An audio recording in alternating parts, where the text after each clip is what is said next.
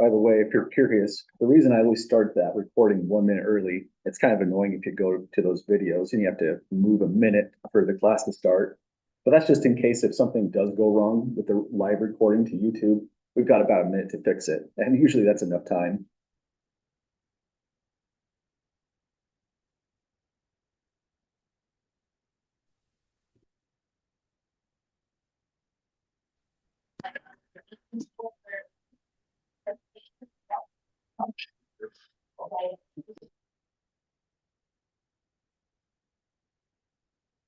And we're just about there. Welcome back, folks. For today's class, pretty much all the announcements are here. But before we get started with any of that, any questions from the class to start off with right away?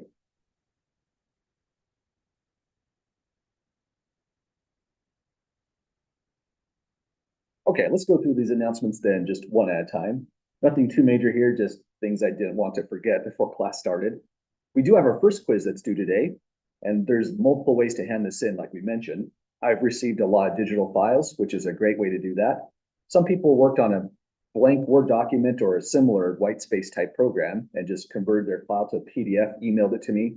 Some people emailed me a Word file, kind of like these files like this, and just mark up your answers. That works great as well. And some people have handed in a hard copy. That works terrific. So I'd say get in the habit of turning in your quiz in the way that makes the most sense to you, that matches the way you're actually working in this class. And that's always going to be terrific. But the way you hand in the quiz kind of dictates the way you get it back. As a hard copy, I'll be returning your quiz back to you when you come back on class on Tuesday. And if it's a digital copy, after I have that graded, I just email it right back to you using the same email address that you sent it to me. So if you used the IUCU email address, I'll just reply to that one. If you used an external email address, that's all right as well. It might be harder to find that email, so make sure that if you do use an external email address, that's one that you do check a lot, since I'd be sending your graded work back to that one. But any questions at all, folks, about turning in the quiz or any of those other kind of matters?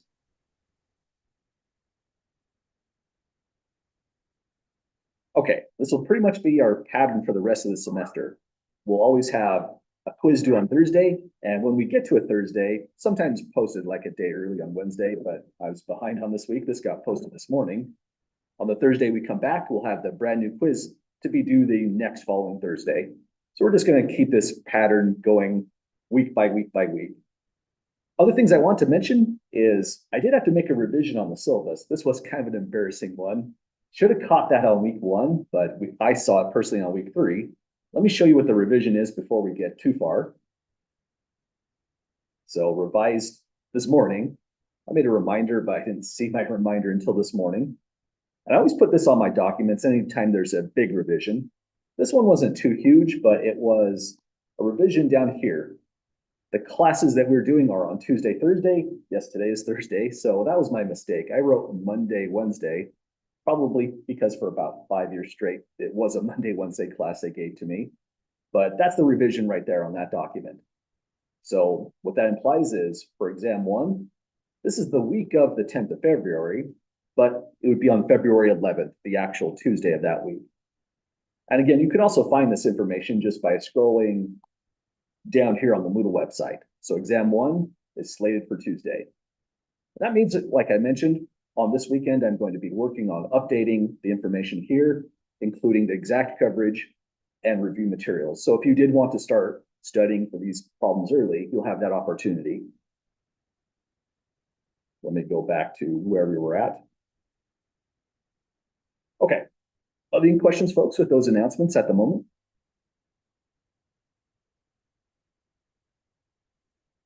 Okay, I think that's the major things I want to discuss before we got started. We left off on example 4, and once we move through these examples on example 5, that's basically what we're going to be doing on the quiz. The quiz contains 2 limits that have to be computed using the algebraic methods. So this is our chance to show just how that goes. Going back to right where we left off last class, we were here. This is kind of a strange problem to be at, or a page on the notes to be at, because this is just a direct duplicate of section 2.3, the definition of a limit. But this is technical enough that it's always a really good idea to look at this multiple times. So a good screenshot that can go along with this is this one right here. Here we were in section 2.3, and we looked at 3 different functions and their associated limits. The first concept that's always really good to reiterate in really any calculus class, because it is extremely technical and tricky, is that when we take the limit as x tends towards a, we're making x get close to a on both sides, because this is a double-sided limit, but we don't actually allow x to be a itself when we take that limit. So the function could be undefined at a, it could be defined in a funny way. This one's undefined, this one's defined in a funny way, or we could have continuity like we see right here. But either way we look at it, the limit every single time as we get closer and closer to the input value, x equals 1, is the same limit 2 on every single one of these graphs. This is a great graph to go and take a look at because it forces us to deal with that statement right there. Whatever happens at x equals a has no impact whatsoever on the value of the limit, which is really surprising because we're not used to seeing graphs in that kind of way. But any questions, folks, with looking at these graphs just a second time as a reminder? Sorry, I just had a quick question in general. Is the Go ahead. exam timed? Exam 1, is it going to be timed? Oh, yes, absolutely. So our exam is going to be timed as a 75-minute exam. So there'll be a 75-minute for the people who take it in person in the classroom, and 75-minute exam when I send it over to, say, the Pocatello Testing Center, which is possibly the one you'd be using. I'll also be emailing everyone in the class just to confirm which location you're testing and which testing center makes the most sense. But it looks like it's mainly. Thank you. Yep, absolutely. Looks like it's going to be mainly exam taken in the classroom for 75 minutes and the Pocatello Testing Center for 75 minutes. Thanks for asking about that. And just more to go along with that, Nick, is also that when I go to send the exam over to the Pocatello Testing Center, I'll immediately thereafter contact everyone that might be using that testing center to let you know. You can call them and schedule time for the exam, or just drop by in their office. They have a new testing center they're excited about. Might be worth paying a visit to it. But the major comment about that is you don't have to necessarily take it right at 2:30 to 3:15. So when it's scheduled at a testing center, there's a little bit of flexibility, and it's kind of required because testing centers fill up. Sometimes you have to work with their schedule. So it could be taken any time on the day on Tuesday. Any other questions about that related to exams or otherwise? Okay, well, again, this graph is kind of a fantastic one. We're trying to highlight this issue here, circled in purple, but also is related to doing a problem like, say, this one right here. Now, full disclosure, we have done this one, but let's do it again just for the sake of a refresh on how it goes. We're going to evaluate the limit as x tends towards 1 of this function right here. But our goal is to imagine we weren't looking at the graphs whatsoever. We're just looking at the function. We mentioned when we go to take on this limit, we have a problem. If you did plug 1 into the denominator, we have something undefined. That doesn't imply the limit does not exist. This limit does exist, and we saw it should come out as 2 when we considered the graph. So what we must do to solve this one is begin by factoring. The denominator is fully factored, but we can factor the numerator. This becomes limit as x tends towards 1 of, up here it's a difference of squares, so we can go x plus 1 times x minus 1. My fraction bars are a little wavy. I think that's a sign of too much coffee today. Divide by x minus 1. Then the moment we do that, we have a cancellation going this way. And that's what we would normally do algebraically. Cancel in that sort of way to get limit as x tends towards 1 of x plus 1. But suddenly this might look really weird to your eye because we had a function on the left, x squared minus 1, and now we have a function on the right, x plus 1, And these are absolutely different functions. There are no way that these are equal. And we can see it from the graph. This one is undefined at 0. This one is defined f of 0 is equal to 1. That makes them totally different functions on their own. But somehow this works out. It's by the theorem that's right here. The theorem says if f of x equals to g of x, when x is not equal to a, that's these graphs over here, then when we go to take the limit, they will be equal. And that's allowed because they're only differing at one point x equals a. And from information above, that point x equals a does not actually affect the limit. So if the functions agree everywhere except for one point, the limits will be identical. It's what this theorem is saying. And this is the bedrock of what makes this limit statement down here work algebraically. That's a true equality, even though f of x is absolutely, fundamentally not equal to h of x, the function over here on the right. Yet through the theorem, the limit is equal because they just differ by a point. Back over here, we'll use a prior concept up above in the notes that says, if you have a rational function or a polynomial, this one's a polynomial to degree 1, all you're using is direct substitution. So that means this x equals 1 right here. Let me see if I can highlight that. Just gets inputted right here for the value of x. So now we have, oh, hang on. We don't write the limit statement once we do the direct substitution. That's the point at which the limit statement falls off. We would just write, in place of x, we have the 1 by direct substitution, plus 1, and the limit comes out as 2. As it should, we have a limit of 2 on every one of these graphs, in particular, the one we started with, f of x. So again, this is like a fight between algebra and calculus. Algebraically, they're not equal because they differ at one point. X is 1. But through calculus, when we consider the limit, they absolutely are equal. Any questions, folks, on dealing with this idea here?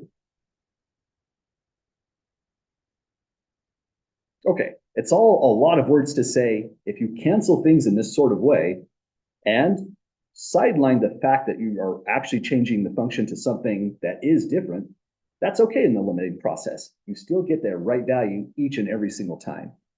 So when we go down to example 5, that's what we're going to be practicing, this kind of technique. Any last questions or comments whatsoever, folks, with these ideas?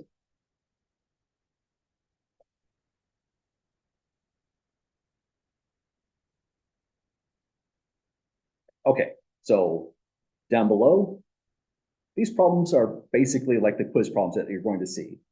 These will be problems that can come up on exam 1 as well, but I can't ask too many of them because I'm going to try to pay very special attention to the problems we actually did in the lecture, the problems you're actually doing at WebAssign, and there was a lot of graphing problems. So you should expect a lot of problems that are graphing in nature, or analyzing a graph like these we did here, or more similar to these kinds of problems as well, would be pretty common on the first exam. But there will be some problems like this as well. So this is our opportunity to practice. We're going to evaluate the limit. It says if the limit does not exist, explain why, but I'd probably just put that in here as just an overall statement. All of these limits are going to exist. So that's just something that we could totally ignore on this problem. So starting this off, first thing to note with a really fast calculator, if you took this -3 and plugged it in, on one hand, it feels appropriate because it's a rational function. We should be able to directly substitute in -3, but that's if and only if -3 is actually in the domain of the rational function. The way we test is, imagine plugging -3 into the denominator. It would become -3 squared minus -3 minus 12. Because it gives us a value of 0, -3 is not in domain. So direct substitution is not available to us. We have to do something else. But let's say right here, just to organize our thought, -3, not in domain. Domain of the overall rational function right here is what we mean. So now we're doing some algebra. And really the only thought with something like this is, just like in the last problem we took a look at, try factoring it. The numerator factors by taking, first let me get the limit statement in front. Limit as x tends toward -3. And we could just factor out an x from the numerator, leaving behind x plus 3. Notice this is a good opportunity to pretty much review algebra. Factorization techniques can come up on exams like what we're using here. And down in the denominator, we're factoring a trinomial. These have a definite pattern. Three terms like this with the x squared means we first factor x squared as x by x in this way. Opposite sign here says we must alternate our signs, plus and minus. And we want factors that are going to multiply to 12. We already have the signs rigged so that it will be a -12 when we multiply. And then this is the point at which I would make a really big guess. I want to cancel that x plus 3. I'm going to just hope x plus 3 emerges down there as well. Anyone see what number must go in that location then? Good call. The number would be 4. If you feel a little rusty on this, then definitely try out this check as well. You want to multiply the outer product, that gives us -4x, multiply the inner product, that gives us +3x, tally, and we have we have -x, sorry, my sign error there. We were expecting a -x because that's the middle term in the original trinomial. And so that tells us this is the right factorization, which is fantastic because here's our cancellation. We've changed the function because -3 wasn't in domain of the original function, but this cancellation, it absolutely is. So we're trading out a rational function for this one. And then x goes to -3, where there's just an x divided by x minus 4. And let's make a statement here. This is a rational function. -3 is in domain because your denominator becomes -7. That's totally fine. Let me write -3 in domain. That means we get to use direct substitution.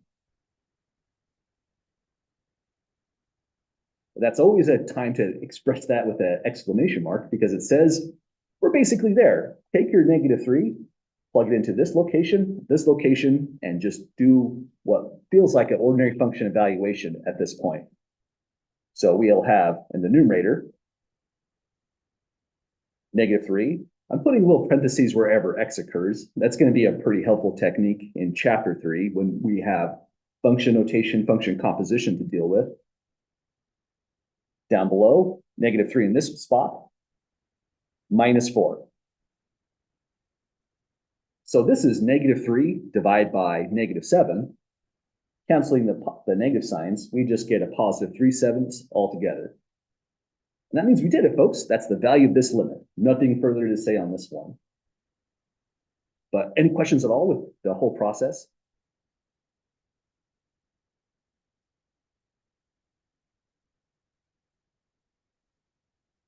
Okay, just to connect what we were doing with the graphs, because we have done a lot of graphs. That's how we initially learned these technical ideas with limits. Let's see how this all plays out if we did have a graph. Like on an exam question and a quiz problem, we are just doing it purely algebraically like this. We can't use the graph. We have to show these steps. But when you're learning this, doing either a quiz problem or a web assigned problem, take advantage of technology just to get a better picture of how everything comes together. It really helps the mind just organize all of these steps. So I'd probably just start by writing function notation, f of x equals x squared plus 3x, then divide by x squared minus x minus 12. This is the graph of our function, and we were concerned about heading towards -3. So as we go closer and closer to -3, we hit a problem. The function was, there we go, truly undefined right at that spot. That's why we couldn't use direct substitution whatsoever. But the value of the limit didn't depend on that one single point, -3. We throw in 3/7 here. Notice, as we get closer and closer to -3, the second coordinate is getting closer and closer to 3/7, the 0.42857. So yeah, it's closer to that really rapidly. So either side, not at -3 though, you get close to that value. Other thing that happened was we also changed from the function f of x to a totally new function, this one. Let's call this g of x equals x divided by x minus 4.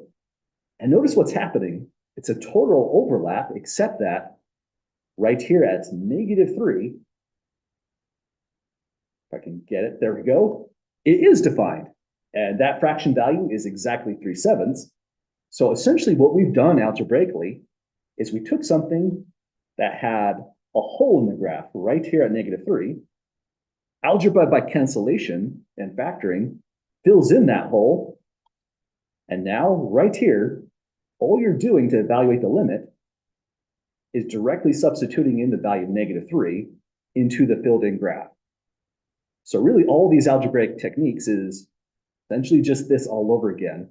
You have a big problem right here, algebra fills in the hole and allows you to do the limit in a very, very fast way. Well, that's the visualization of what's going on with this one. Our goal for the rest of the notes is just to practice several more.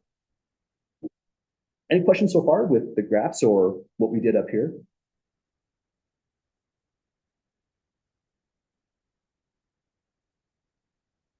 Okay, let's try this next one out. This one is not too different from up here.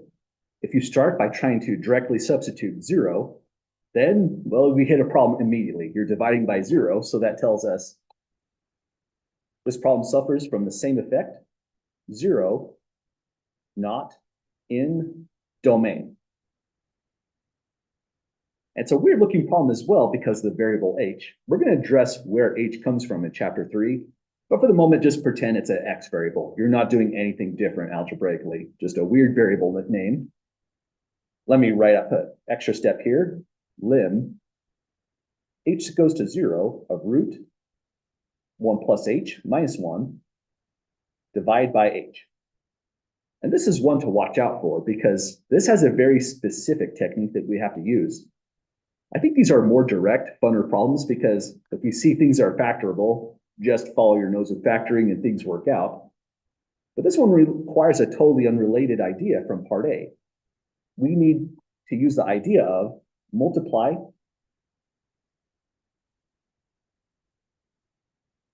by the conjugate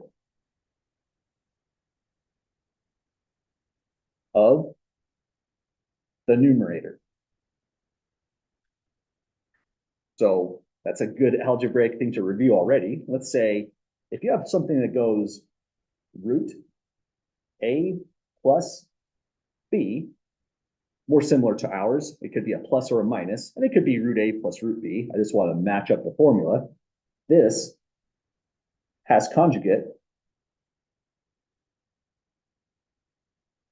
root a minus b. So we multiply numerator and denominator by the conjugate of whatever this is. Algebraically, this should work out somehow. So let's give it a try. Let me highlight that to say here we're throwing in the conjugate. We still have to protect equality, so we have to multiply numerator and denominator by the same amount or the same expression. So it's root 1 plus h minus 1, root 1 plus h plus 1. I'll put parentheses around these to convey we have to now FOIL, distribute, and work out what happens next. So this is the conjugate step. I did make a mistake here. Hang on. Let me try again with my conjugate signs. From this sign right here,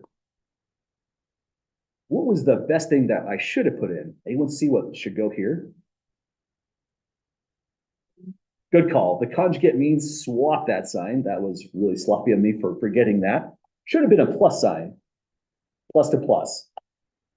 Above and below, so that this whole figure just simplifies to times 1. No change. So we change signs here. And we are on our way with this problem. So now it's becoming the limit as h goes to 0. Really long fraction bar this time. There's a big shortcut with dealing with this conjugate, but let's write out full steps, and then we can discuss that shortcut if you'd like to work with it. First operation is, I'm going to make this just a temporary arrow so we don't have like a spaghetti mess here. We are foiling out the numerator, so this multiplies to this. But if you take a square root times the same square root, 1 plus h is inside the radicand, all you get out from that is 1 plus h. The square root sign gets eliminated. So that's one major reason we want the conjugate. We want to cancel this h, but in order to cancel this h, we have to eliminate the square root. And conjugate does the job for us. Except that when you complete the FOIL operation, you multiply here to here. That looks concerning. The square root survives. It's plus root 1 plus h. But because this is a true conjugate, when you go to this portion, multiply here to here with a negative sign, we have our big cancellation in the middle. This is minus root 1 plus h. So because of those two terms canceling immediately, if you deal with conjugates a lot, well, you probably wouldn't write the stuff in the middle. That's the shortcut you could take. It's not a huge shortcut in all honesty, but sometimes it's nice to have if you're just familiar with your expectation there. Finally, it's going to be -1 times +1, so just a -1. So that's the result of doing all this, foiling out the numerator here. Any questions with that FOIL procedure? Where did you get the negative square root 1 plus h? This one right here, let me take a Yeah, look. that one. So that one should have been from taking right here, this -1, and then we multiplied that first term here. Essentially, I just threw the negative sign in that position. And then it went -1 times a +1, flipping to negative there. Okay, makes sense. Awesome. Other questions so far? Okay. Well, here's another thing that's kind of weird about this procedure. We need to fully expand out the numerator, but our denominator is different. Just like in this last problem up here, our goal is to get rid of the x plus 3 factor. It was the problem. Over here, our goal is to get rid of h. But if you distribute h into this group, that's harder. It's best to leave it factored out because our goal is to kill that thing off. So we would write it this way: h times bracket root 1 plus h plus 1, close that bracket, and typically we never expand out the denominator. Most often, even in algebra and calculus, best to leave that denominator factored, especially because our goal is to cancel this. So we got through the conjugate step. Now in step 2, we're just doing cancellations, trying to get direct substitution to get going for us. And that happens the moment this h right down here is eliminated. But again, we have a lot of cancellations. Root 1 plus h positive cancels with root 1 plus h negative. +1 here cancels with -1. And that means this h right here does in fact cancel with that h. You can do it right at this step, but it gets kind of crazy if you do too many cancellations to come back and read this. So I'm just going to take an extra step to organize what's left. We have the limit. H goes to 0. Just h left over in the numerator. Denominator is h times root 1 plus h plus 1. H is multiplying that entire quantity. And here's the big step. 0 is not in the domain of this function, nor this function, nor this function, and not even this function until that's gone. We changed the function, but now with a 1 left up here and that h eliminated, we get to say 0 is in domain. So we'll use direct substitution, which now just amounts to, just like on the last problem, take the value h is heading towards 0, plug 0 right into that last position. Again, the rest of the h's are canceled. And I put that 1 there actually as a reminder for me, the numerator is still surviving. So we'll have a 1 over something in our next step. So next step is 1 over root 1 plus, in place of that h, we are throwing in a 0 plus 1. Because we use direct substitution, the limit statement right there on the red dot falls off on the next step. Now we're just evaluating, saying what this is equal to. Denominator right by the red dot is square root 1. Square root 1 is a 1. So this is just a 1 over 1 plus 1, lots of 1s, giving us a limit of exactly 1/2. So this thing, it never actually hits 1/2, but we're saying as h gets closer and closer to 0, the function values get closer and closer to 1/2. And you can get as close to 1/2 as you would like just by making h become closer and closer to 0. So we say in the limit, it's exactly 1/2. A lot of steps on that one just because of the conjugate. But any questions, folks, on seeing that full process there?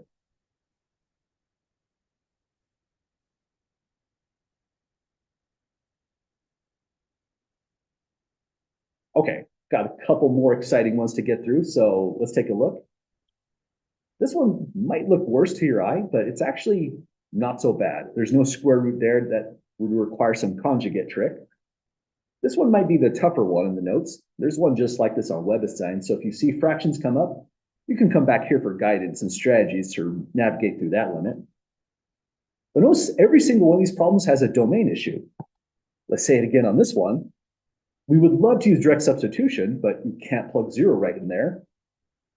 So just as a paper trail on why we have to do all this algebra, it's because 0 is not in domain. So we do something else. Something else on the last step was multiply by a conjugate. But the something else this time should just be, let's fully expand the numerator, collect our like terms, and see what can potentially cancel. So we have a limit as h goes to 0. Expanding out the numerator is not so bad, but just depends on how rusty you are on this. Usually when I expand that out, I just put down, for this part right here, the square of the -5, so it'd be a 25. You would take -5 times h for a -5h, but twice, so that's a -10h. Then you would square h for plus a h squared. And that's how I usually do that kind of expansion. But there's no harm in doing it this way. -5 plus h squared equals -5 plus h, -5 plus h.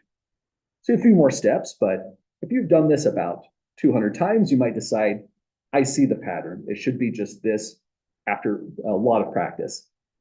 You would FOIL this out by taking -5 times -5. So here's your 25. Then -5 times the h, -5h. Scoot over to this term and distribute it into the group on the right, just like we did -5.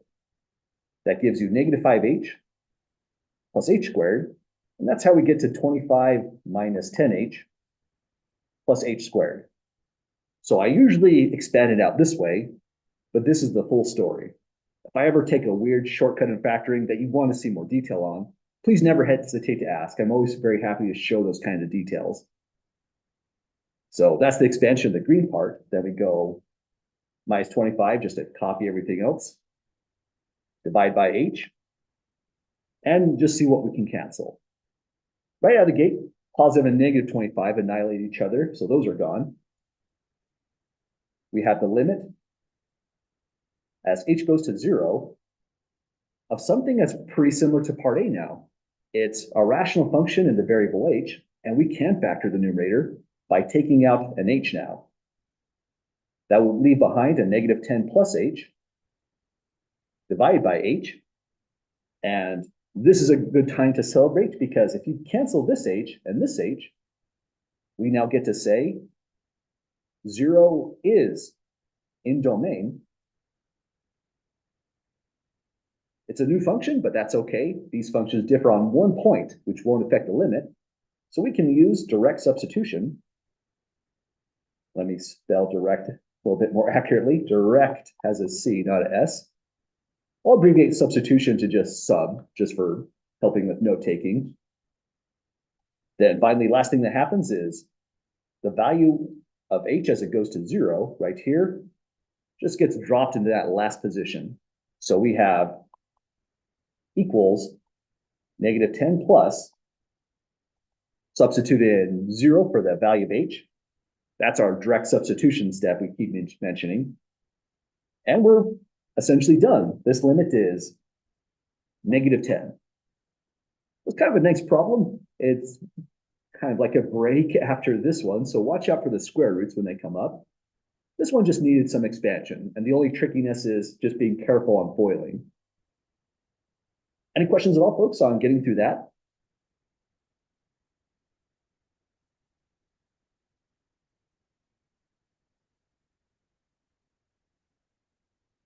Okay. With the problems we're getting through so far, we're becoming experts at taking limits of functions like these.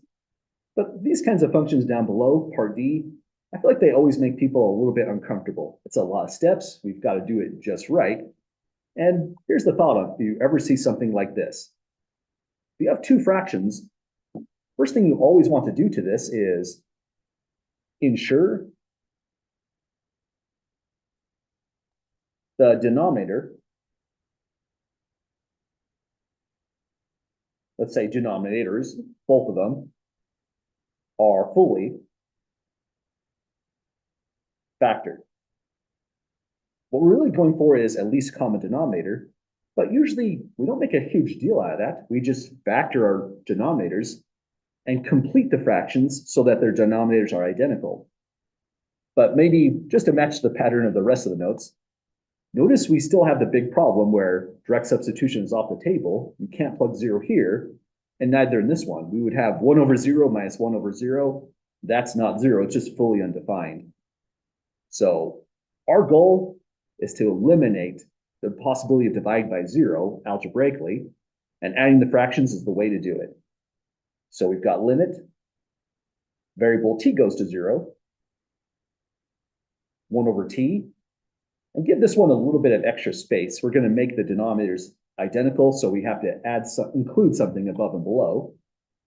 The minus 1 over. Here's the factoring step. We factor out t, which leaves behind t plus 1. And that means there's two kinds of denominators. There's a denominator involving t as a factor, and also t plus 1 is a factor in another denominator. At this point, our step is force the denominators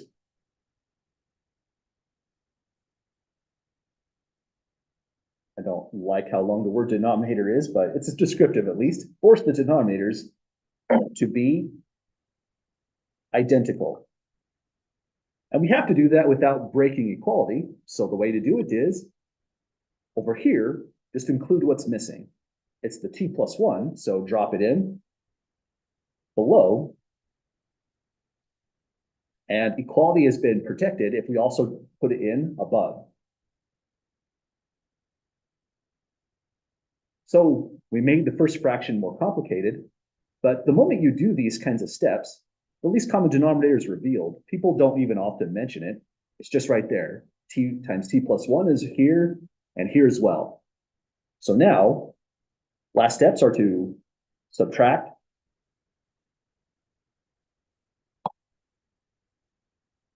and cancel. Any questions so far, folks, to this step before we go to the finalizing steps?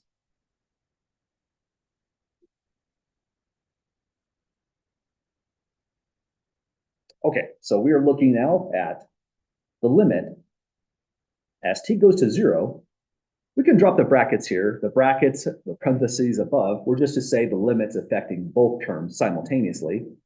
But we have one term now, because we're completing the denominator in this way.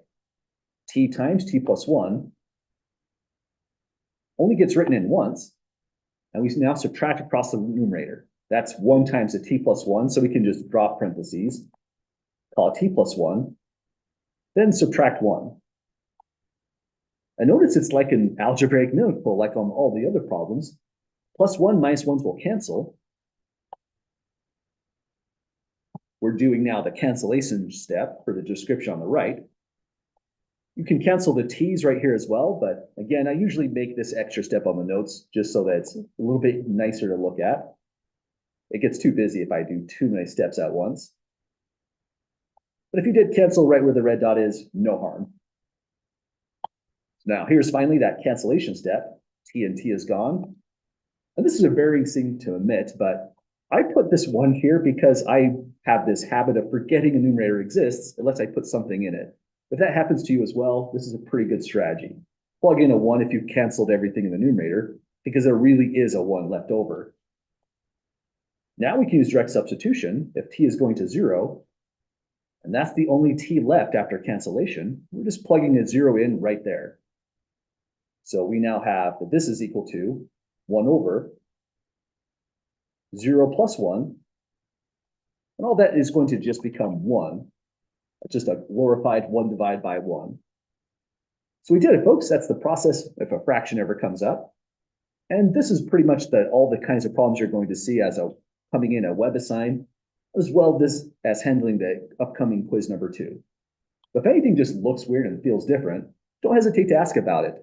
Either in office hours, in WebAssign, use the Ask My Teacher button, or it could be the first question to start us out in class. I'll always try to call for questions. And if there's a WebAssign problem that's bugging you, that could be the question of the day. Don't hesitate to ask.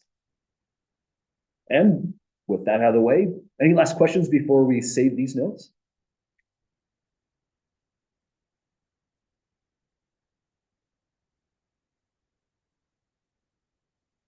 Okay, well, we did it, folks. That's our limit on doing limits, the algebraic methods. Let's close this up. And now for our next adventure, we're on the very last section of this chapter, 2.5 on continuity. We'll be taking more limits here in this continuity section. And one way you can think about this is we kept mentioning over and over direct substitution. Our goal is to think about a concept called continuity and expand our world of functions that we can use direct substitution on. So the big punchline on these notes is on the very, very bottom where it says, evaluate the given limits. But every single one of these is a continuous function of the variable 0. And so we're going to use continuity to make every one of these evaluations happen. In a really strong sense, these are the world's best all-time limits once we recognize continuity is on the table. But before that, we need to discuss what is continuity, what does it look like when things are continuous, what does it look like when things are discontinuous, kind of like how we started out the class on the first day, section 2.2. It's a really technical concept because it's worked through a limit. So we're going to understand it first through graphs, and then we'll do it algebraically at the very bottom of the notes. But first, let's take a look at the definition for continuity. Continuity is one of the big, major concepts of calculus. The other two we'll look into is differentiability, integrability. So this is where it really starts. Continuity says, if f is continuous at a number a, then that means as you take the limit as x tends towards a, all you're doing is plugging in a here for x. So in other words, every single time we said continuity, every time we said direct substitution, we are really referring to continuity in the problem. Let's emphasize this is direct substitution. Also, we need to know what it looks like when something is discontinuous at a. So let's put down just a generic graph that addresses both at once.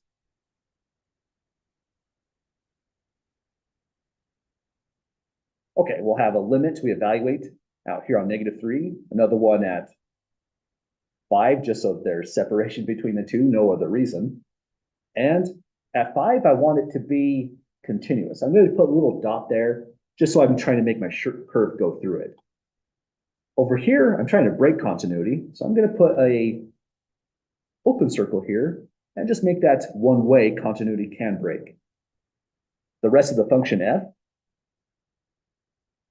I'll plot in blue, and it will look like this. Again, just a random example. I'll let this function come in through right here, come out, go across this point right here, It looks like it has a horizontal asymptote going to the left and to the right. But what we're really curious about is what happens when x tends towards -3, and what happens as x tends towards 5? Are we continuous or discontinuous? Let me add some horizontal values just so that we can get a read on these. So the open circle will be at height 2. This little dot, let's just say it was perfectly aligned to be at height 3. And those are the values in question. And there is a problem at -3. The function isn't even defined, right? We could define it. Let's say it takes on this value. If you plug in -3 as a function value, you'll get the output of 4 by the solid dot up there on this graph. Okay, so we have two interesting things happening. Over here, as you come through, you can sketch this curve without ever lifting your pen or pencil. But over here, if you try to hand sketch this, there's a problem right here. You must lift up your pencil and put a dot above and then continue on. If you are sketching a curve and you're forced to lift your pencil up to put in a new portion of it, you've lost continuity at that point. So that's what something discontinuous would look like. If you're thinking about continuity, say, in the sense of maybe movies and stuff like that, continuity would be a scene where I'm holding a pencil and then 1 second later it just vanishes, just gone like a magic trick. That's a loss of continuity. But in the mathematical world, this is our loss of continuity. I can't smoothly transition this curve out. There's a break right here, in other words. But we have to relate this through the core definition. That's really the challenge of this section. What is that definition trying to say? So let's look at it from over here. If we take, by where the red dot is, the limit as x tends towards -3 of the function f of x, anyone see what the limit should be for this right here? Absolutely. If we're coming in from the left-hand side, it's dropping down, getting closer to height of 2. From the right-hand side, it's increasing, getting closer and closer to a value of 2. So this is the tricky one. The limit is 2, despite the fact, if you write out f at -3, the function value disagrees with the limit. F at -3 takes the function value 4. So this is what we mean by a lack of continuity. We can say here, therefore, let's think of this as we write out the next statement. The limit as x tends towards -3 of f of x is not the same as f of -3. The limiting value and the function value are different. So we have not equals right here. We wanted equals for continuity. So we'll say f is discontinuous at x equals -3. We can see it right away on the graph because of that problem, and that's what the definition is trying to say. Continuity means you can literally plug in the value of a and read off what the limit evaluates to. Lack of continuity says it goes differently. Function values disagree with the limiting value, and that's very uncomfortable. So we say it's discontinuous.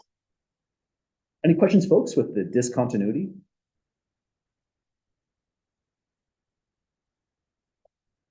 Okay, over here, everything is fantastic. We can take the limit as x tends towards 5 of the function f of x. When we go to take that limit, either side we come towards, we're getting closer and closer to the height of 3. And there's no trickery here whatsoever. It's a nice clean curve. So this is just equal directly to 3. At the same time, if we look into the function value and take f at 5, f at 5 is also exactly 3. So we have a match this time. The limiting value and the function value agree. If we're coming over here and thinking of this concept, we can say, therefore, the limit as x tends towards 5 of f of x is f at 5. In other words, they're both evaluating to 3, so we have equality here. Equality here means we get to say the function is continuous at x equals 5.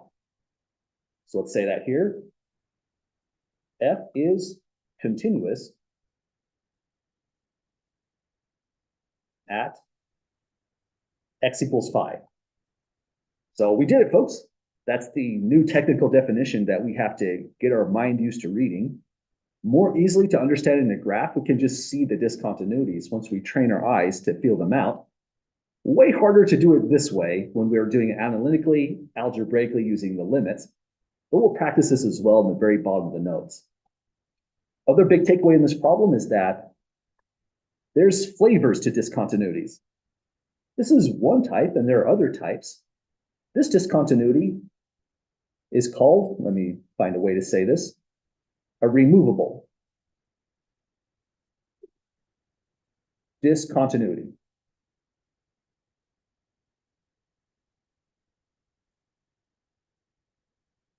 Kind of a curious name, but I think it's named extremely well to call it removable discontinuity, because that's what we've been doing all along in our notes in the last section.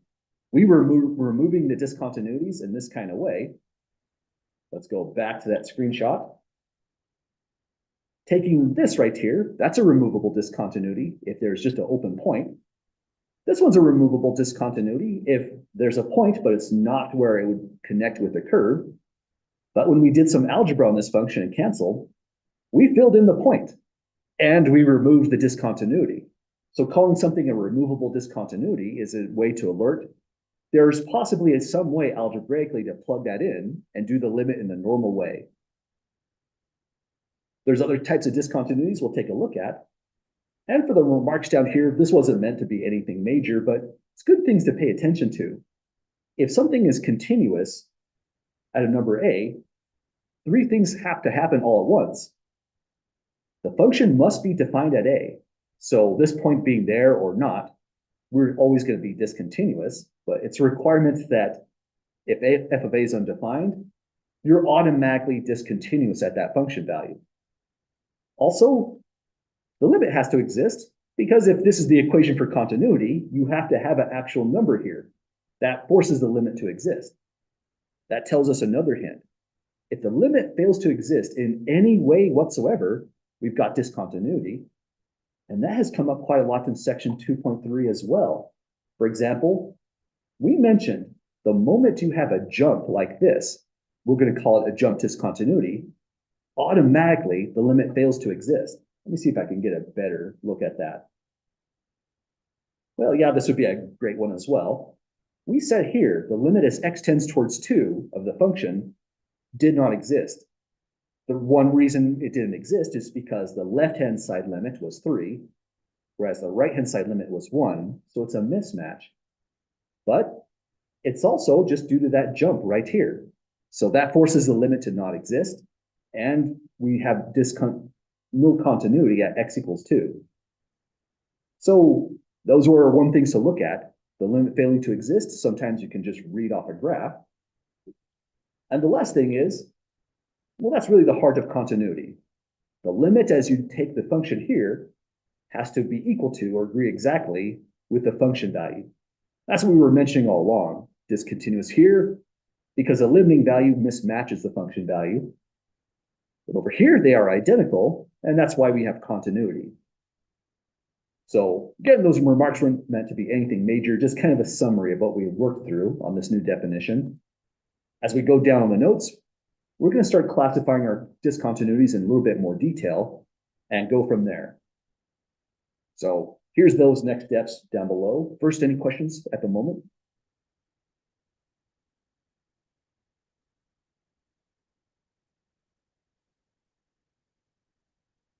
Okay, so,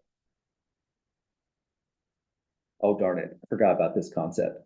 I wanted to do the different kinds of discontinuities, these problems and this problem right here. But you know, one thing I forget that's kind of tedious in calculus is the moment you define limits, you also have to define single side limits here and here.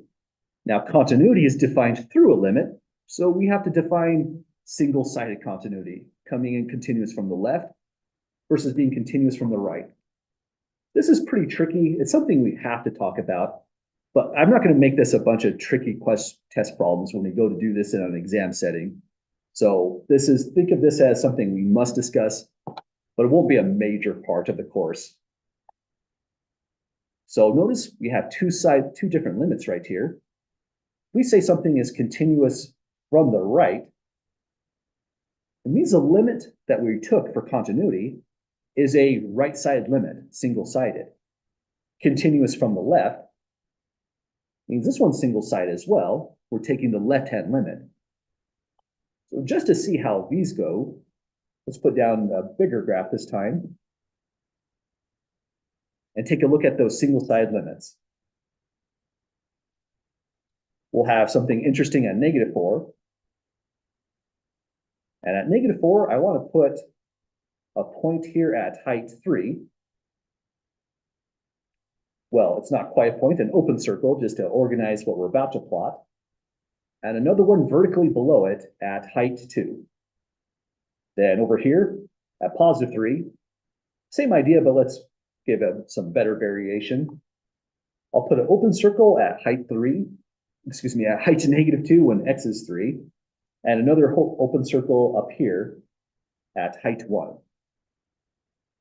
Okay, so next, let's plot the curve f of x. We can let it come in from the left in this way. Just a random example. I want to fill in that circle there as we come in, which means I cannot fill in the circle above. We would fail the vertical line test. No vertical line can intercept the graph twice. It won't be a function any longer. So it has to come out like this. And let's see, let me connect it down to this one, the one on the bottom. I want to fill in the one on the top.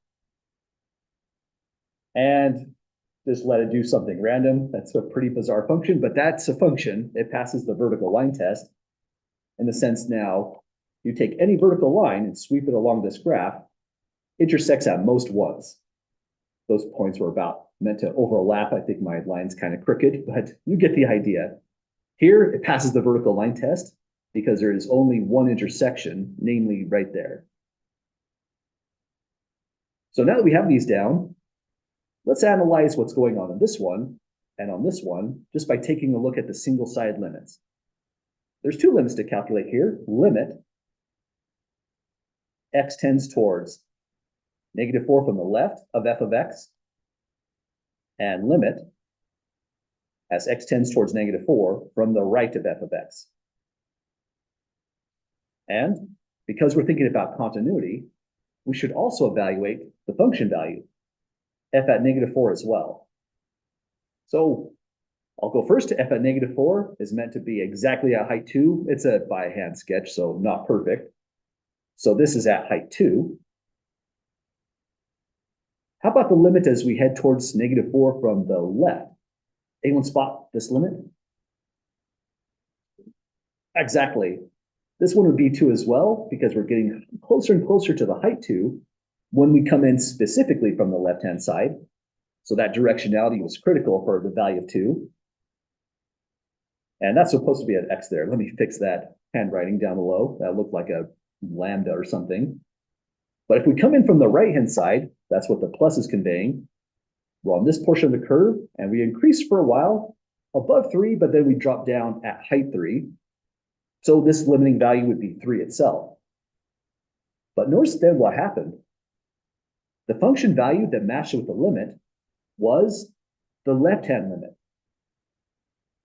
So from this alone, we can say f is continuous from the left. Only because that's where the function values matched, and it was a left-handed limit. So that portion there highlighted matches up with this. It's not continuous from the right because there's a mismatch on the function value here and the limiting value down here.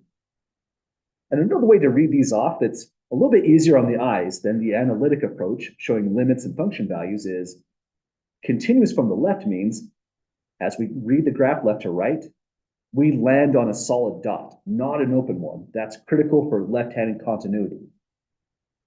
So we land on solid dot. as we always read the graph left to right. This one's different. We don't land on a solid dot, it's on an open circle. So this one, if we read the graph the other way and land on a solid dot, this one would be continuous from the right. We land on solid when red, right to left. I should finish this one off. And we land on solid when we read left to right, the normal way we would read a graph.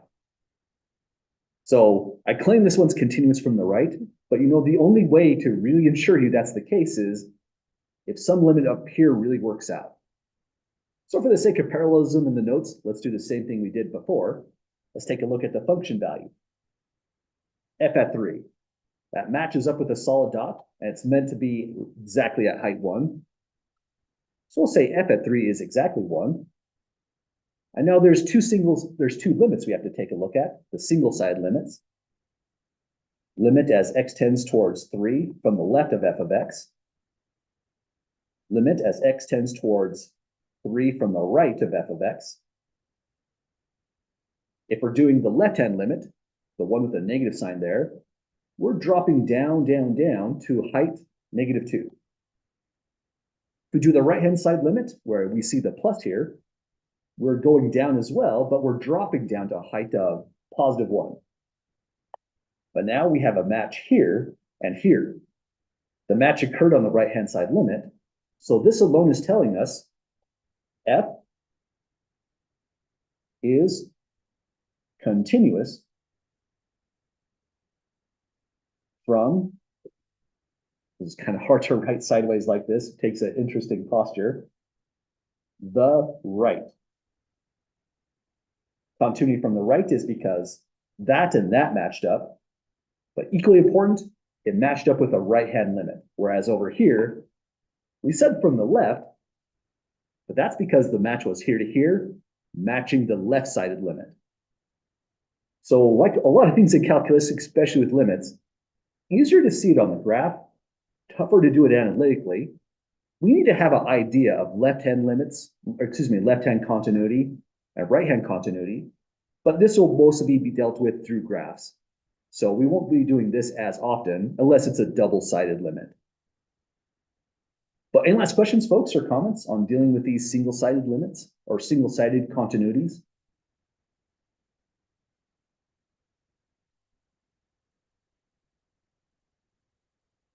Okay, well now finally that we got all that out of the way, we can go to the other fun topics, categorizing, classifying different kinds of discontinuities.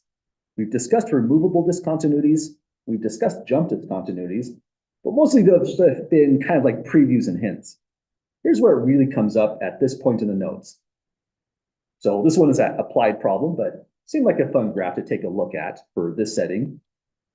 It says, every day you dissolve 28 ounces of chlorine into a swimming pool. So either you own that pool, good on you, that's awesome, or maybe you work at a pool, say the aquatic center or something like that. Now the graph shows the amount of chlorine in the pool after T days. And that's nice. It's not showing us the concentration, but we would assume the pool has a definite volume of water that we try to target. So we would get a good read on the concentration just by this graph. Also a little concerning, it's getting more and more chlorinated over time, but that's a problem for someone else. What we're concerned about is, what type of discontinuities are these? Any volunteers for saying this discontinuity?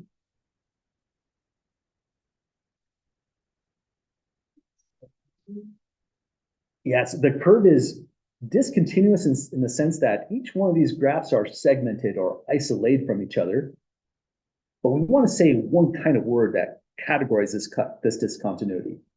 We want to kind of capture, what is the function doing? It's coming down here, doesn't hit this value, it jumps up. Comes down here, jumps up again.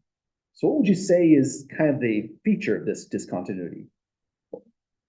Not quite removable, but that's a good thing that you mentioned that, because removable would mean you would be taking this part of the curve and moving it up like that so that it connects through with continuity. But that's moving infinitely many points from over here, and that's the only reason we don't call it removable. We're changing a lot, not just one point. But I'm glad you mentioned that. Removable discontinuities do come up quite a bit. For this one, turns out the way we'd categorize every single one of these discontinuities, of which there's a lot, these are jump discontinuities.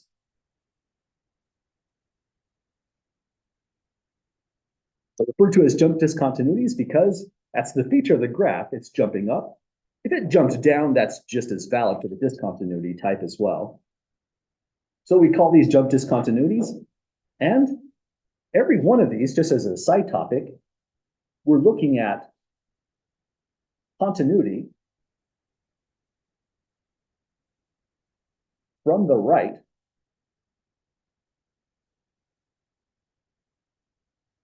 on every single one of them.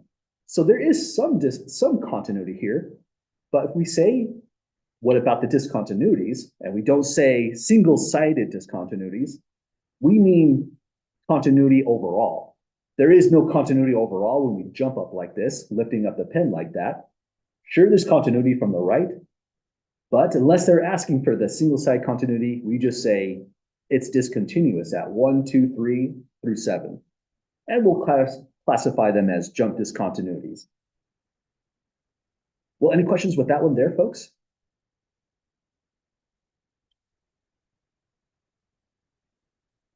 Okay, then next thing to take a look at for other discontinuities would be this graph. But before we take a look at this graph, I just want to mention that functions are really bizarre. We're not looking at every possible way a function can be discontinuous because it's a huge discussion, but these are going to be the common things that we see in our course. If you're really curious about a bizarro discontinuity, here's one that would be that kind of feature. It uses trigonometry, so it's, again, kind of out of scope for this class, but just imagine the graph is the main important thing here. We'll go y equals sine x. And at that point, it's a great graph. This is fully continuous on the entire real number line. Those little dots are just telling you interesting function values that occur. But if you make a problem inside this function, say go 1 over x, now something bizarre is happening right here, right at x equals 0. Zooming in on this more and more starts to get to the point where the finite precision of the Desmos as a calculator is breaking down. Turns out the closer my red dot gets to 0 on this graph, the more it's going to oscillate up and down, more and more, to the point where this curve never actually settles down on anything whatsoever. This is like a true discontinuity where you can't put 0 in on this whatsoever. And yet the closer you are to 0, the worse this graph gets. This is not the true graph. This is just Desmos' best approximation with the finite nature of their graphing software.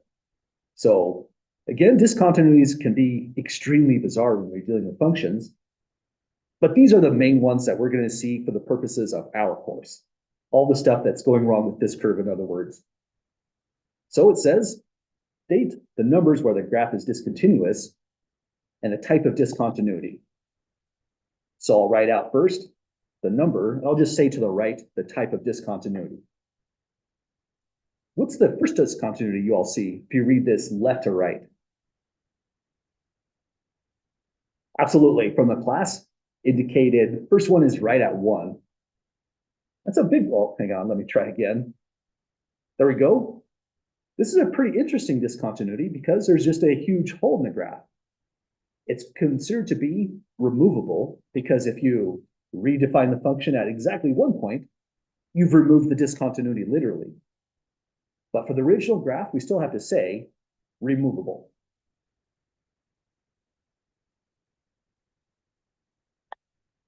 Then next, at x equals 2, this one's also removable. It's a little bit different because the function value is defined, but it's not defined in the way that would give us continuity. The function value is down below here, whereas the rest of the curve is around height 2 in this neighborhood. So we have x equals 2. same issue. This one is removable.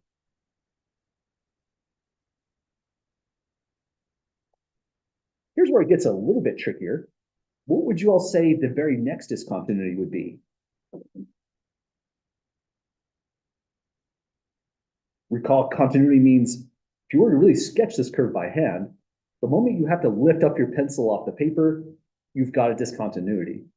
Anyone see where that would happen? Absolutely good call, folks. Right here at 4. But if you were concerned about what's going on in 3, good on you. That is actually a weird feature of the curve.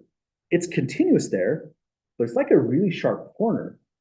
If this was a curve that describes, say, the height on a roller coaster, that'd be really bad. You hit certain height and then immediately jump up like that. That could be like a life-threatening thing that could happen on a roller coaster.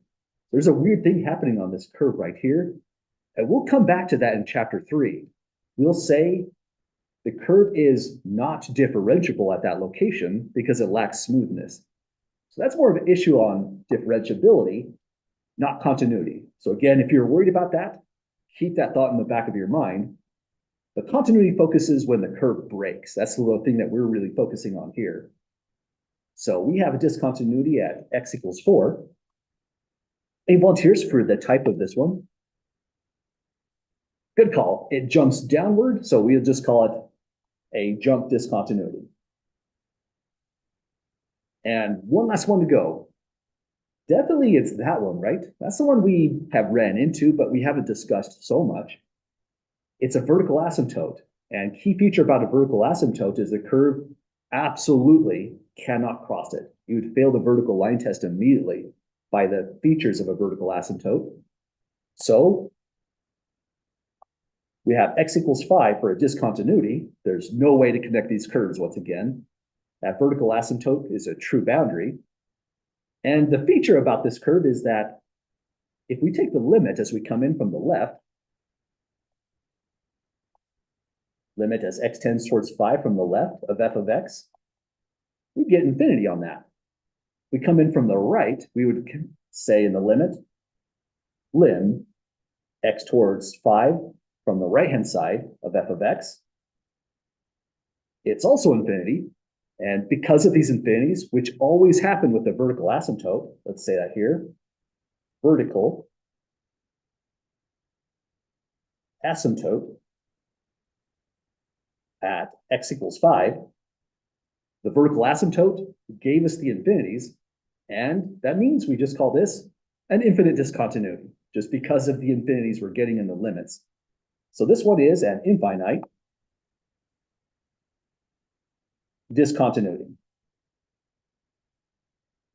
If you said just infinite, that would be okay as well. But I'd like to add this to it because it feels like it's just a good thing to add to that last type. So those are the kinds of discontinuities. I have more going on here, but I feel like these are technical when we're talking about continuous from the left and the right.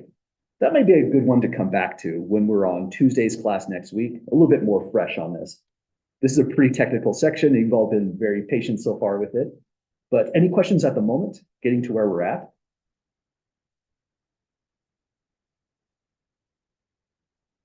Okay, this also means that the section 2.5, the due date that you see on WebAssign, I'll push it out so that it'll be a week after we finish it officially on Tuesday. It'll be due on the 11th. It also means back onto this page over here, the section on continuity is not going to make it to exam 1.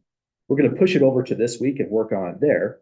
The way I like to arrange what's on the exams are going to be the information we finish on 2 weeks prior right here. So that's going to be the last official section on our first upcoming exam.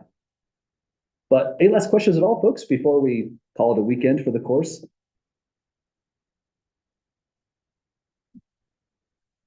Okay, well, have a great weekend, folks. I'll have those review materials posted on exam 1 over the weekend. Any questions come up, then don't hesitate to ask. Even if I forget to say that, it's still a standard offer. Have a great one. We still have close to 2 weeks till the exam. Right? Yeah, so it's going to be on the 11th. Yeah, kind of like 2 weeks, it feels like. Sort of, yeah.